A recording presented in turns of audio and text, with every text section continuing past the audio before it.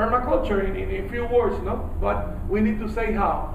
And if we keep considering that the permaculture is like a minority, or we need to be prepared when the shit hit the fans and all of that, we would never be prepared if our neighbors are prepared. Simple as that. They would trash our place down. Next. Some lessons learned. These are permaculture principles. I don't have to explain to you that. But the access to land for us, it was an important thing. To be able to work in the land for 4 years without paying a lot of money, it's very important. Then we will talk about that. After 5 years of the land given to people in Cuba, one people from the University of McGill in Montreal, it's one of the English universities there, went to Cuba and made a very funny study. It's called The Ability to Pay. And after the people were using the land for free, they say, if you give me water, if you got that, they were willing to pay almost 4 minimum wages per month. So these people were not poor farmer, peasants suffering. These people, they were very proud of what they're doing. Small scale, of course. Start small, don't go crazy. That's what we did. We started in the city, we make it like a big island. And maybe, it took us 7 years to leave Havana in our permaculture development. But when even people from even in the main newspapers in the grandma, they say permaculture. Even Raul Castro sent us like a recognition letter. And now we go slowly, but safe, baby steps. The fair market for producers, that's very, very, very important. But in the case of permaculture, is that we need also an incentive. Things needs to pay. You need to cover. And unfortunately, at least in the places that I have been, I have seen that permaculture, the products of permaculture not necessarily sustain all the needs. And then people have to do ecotourism, they have to do classes, they have to do, which is okay, diversified, but this is very, very important. They have to be an incentive. And in Cuba, I can tell you that the demand for fresh food is so big that any pound of food that you produce is already sold from before. No? And there is not a very incentive than that. The science with the production, if you can have a good method, you can have the best permaculture little garden or even a scale of laboratory. If you don't go to the production and you don't scale up or show to other people, you are not doing much. The political will, we cannot complain. We receive support. Maybe we didn't receive money from the government because they didn't have to. They have to guarantee different things. And the environmental concerns. Cuba, in the last 20 years, we didn't have food and we have to do all of that. But in the last 50 years, we have been increasing our forest surface by 12%. That's the size of Salvador.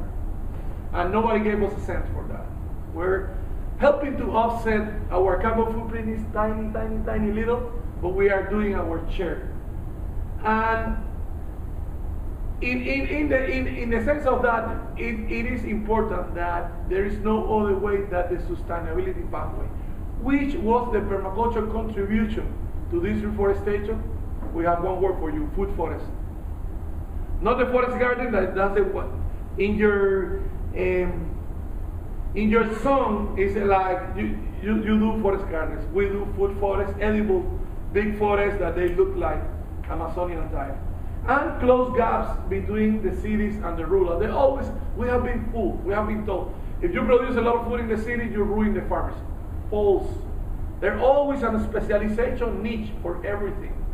Why the garden have the farmer have to produce a herb that you can grow easily in the city and bring it for 500 miles? That's anti-natural.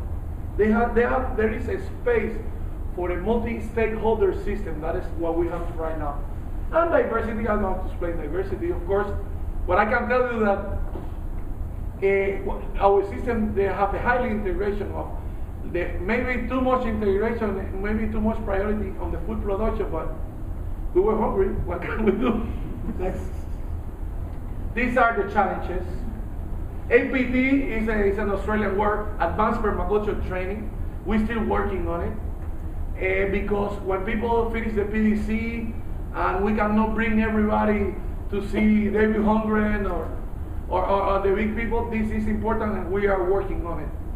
On the system, we make some experiments, what we call the Instituto Agro Polytechnic Institute, that is, they have the mid-level technician. They are already teaching permaculture there. But we need to go beyond that. More young people, unlike here, everywhere I go, I see a lot of young people involved in permaculture. In Cuba, I see less. Why? Because the people with more time and more experience, they really like, they're more specialized. But this is something that we need to attract more. Transportation solutions, we have been using a lot of horse cars, a lot of, bicycles, a lot of different things, but the permaculture have to say something about it. We have some ideas in the local networks, but still we need to give more contribution. In the energy equation, there is so much potential in tropical countries in biogas, in biomass, not biofuels, not agrofuels. I'm talking about the things that are already established, and this is something that we need to integrate with the renewable energies. In many places, okay, we are doing that, but we need to scale up and try to show opportunities to people. In our case, the eco-construction, or we call it bioclimatic architecture, we don't call it passive solar because we're running away from the sun all the time there. For us, it's still a weak point because our system has to be hurricane-proof, climate change-proof, drought-proof. And if you build very solid, how the people are doing that, first, there is a lot of energy involved, and second, it's extremely hot and humid. So you live in a castle, but you're trapped in your castle sweating. And in this case, the permaculture have been bringing quite a few solutions that say, we have proof that to have, like, for example, not the typical green roof, but to have a grapevine or for example, passion fruit or some other things, decrease the temperature in a room by 7 degrees. Electricity can be very expensive, and aircon is not the solution. In the case of agrodiversity, these three, this is robust design, this is very British because they're facing that, and basically our system needs to be able to recover very quickly from big impacts, from a flash flood, from a 4 years drought. And the only way that we need to see that is give a chance to agrodiversity, take the seeds and the varieties out of the germoplasms and let the plants continue evolving. When they're frozen, they're sleeping there.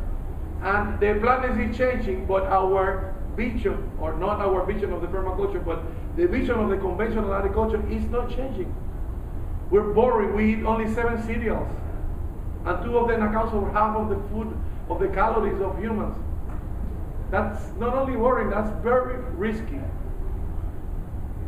More farmers and more permaculture, of course.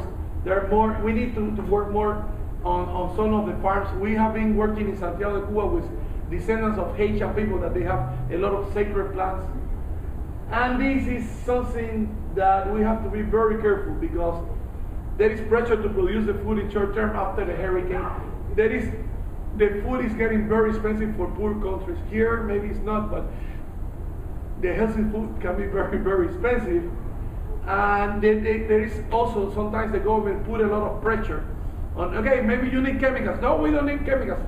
So we need to respond to those things, not say, no, it's more fun, no, it's like, here is what you can do. And right here, I think it's very important.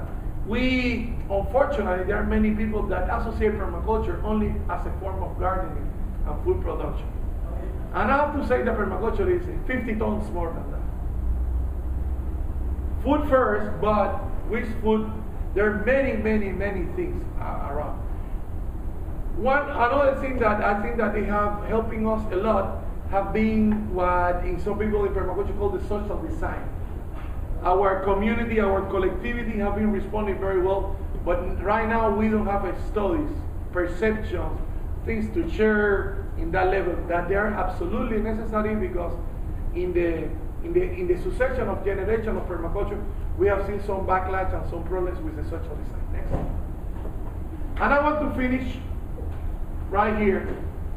This is the system of the agriculture, but the permaculture in the Cuban context have shown in a big bunch of acres that we are perfectly viable way to feed the people, to take care of the nature, and also to have a say about it. You know, this is energy, this era is devil hungry words, not mine. But the idea is why we continue to be growth obsessed. Why everything has to grow. Because if the economy grows, it grows sorrow, it grows misery también. Also, there are many, many things, and I wanted to share that with you.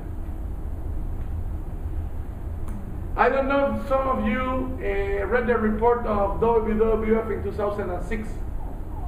The report says that Cuba was the only country on the planet with minimum criteria for sustainable development. Where we were horrified. What's that? You know, we're so poor. We need this. They made an analysis that is very interesting. They use the ecological footprint that right now, with 6 billion people, almost 7 billion, each human have 1 hectare, 2 hectares. So if the capacity of your footprint was 2 hectares, our emissions were very, very low, you are within the capacity. Unfortunately, the US you need 4 planets. If the whole world was a big US, some people think there is, the planets need to be 4 times bigger. But if you are well within the 2 hectares, you are on the capacity of the planet to sustain you as a person. And then they cross that with Human Development Index. Because, you know, there are places like China, like India, many places that have a lot of people well into the 1 hectare, but their human development was very bad. That creates like a little square here. Because we are not clear what sustainable development is. It's a paradigm, it's a horizon. And all of a sudden we were just right there in the square saying, okay, but this is not something to brag, because we were forced into all of this. We were at some point alone, and we have to complement our social dignity and our equity with sustainability. The revolution was not complete if we don't make peace with nature. Any revolution, and then I can tell you, we don't have time for a revolution in everywhere, because the planet is going to be severely affected. I keep myself optimistic because I'm very sure that a better world is possible. That's it. Thanks a lot.